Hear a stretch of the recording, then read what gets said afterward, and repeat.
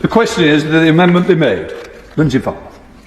Thank you, Mr Speaker. I rise to thank the Honourable Member for Christchurch for his careful consideration of my bill, although I am somewhat saddened by his suggestion that this is a trivial matter. As he himself went on to say, we saw scenes in the Carabao Cup final which were very troubling and which warranted a full report from Baroness Casey, who I may say did an excellent report, making some very good observations and recommendations, and indeed said that there should be a deterrent effect to any recommendations that are brought in, and I would submit that this bill provides just that.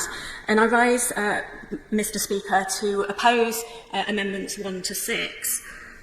In relation to Amendments 1 to 5, the issue of attempted entry, Mr Speaker, I would say that attempted entry does place a particular pressure on stadia security and often requires in itself police involvement.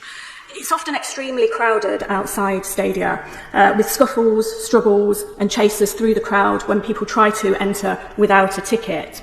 And including attempted entry allows law enforcement to act before a breach of the stadium occurs, and this, Mr Speaker, provides an additional level of security.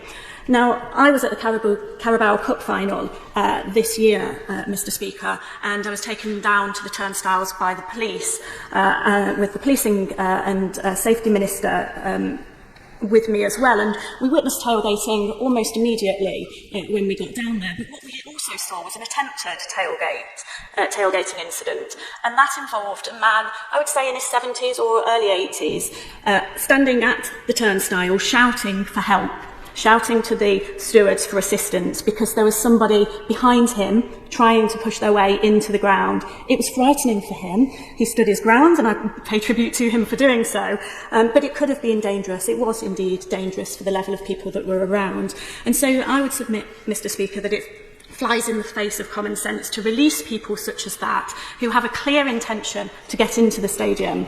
And actually, the police told me that those sorts of attempts at the moment are repeated by people time and time again. So at the moment the police don't have the power to arrest them, so they have to detain them and then release them, and they just go back again and try to get in, and it's a constant cat and mouse, as it were.